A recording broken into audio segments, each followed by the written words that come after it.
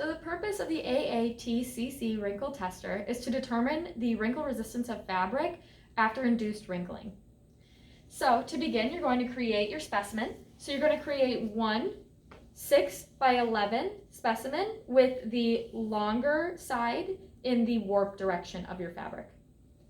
So then, once your specimen is created, you're going to go over to the AATCC wrinkle tester, and you're going to begin by lifting the flange all the way up and using this pin to lock it in.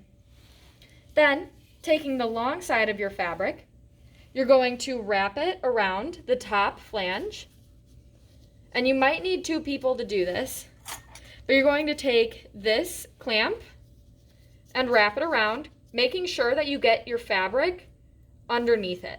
Then, taking this clamp, you're going to lock it in, just like this. Then, you're going to do the same thing for your bottom piece.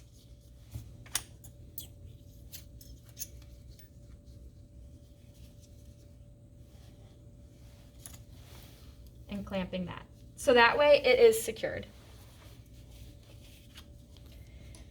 Then you're going to unlock the pin, which allows the flange to twist down and eventually induce wrinkling. You're then going to place weight on top of your induced wrinkled fabric. This is about 3.5 kilograms in total. You're going to let that sit for about 20 minutes. And then after your 20 minutes is done, you're going to remove your weight, lift up the flange,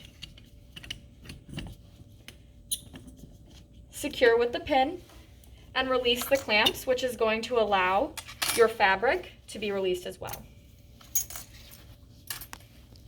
Then from there, you're going to hang your fabric for 24 hours onto the clothesline.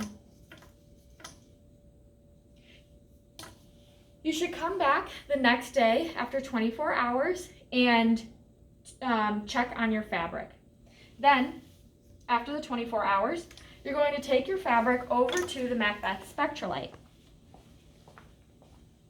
Here is where you're going to compare your wrinkle-induced fabric to 3D wrinkle recovery replicas.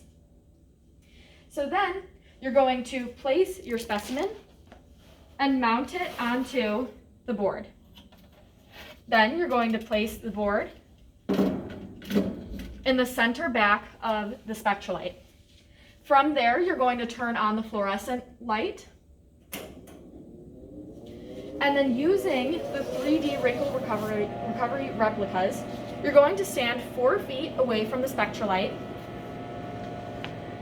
in order to determine which replica most clearly matches your specimen. So 1 would be poor wrinkle recovery, and 5 would be good wrinkle recovery. After that, record your results as follows.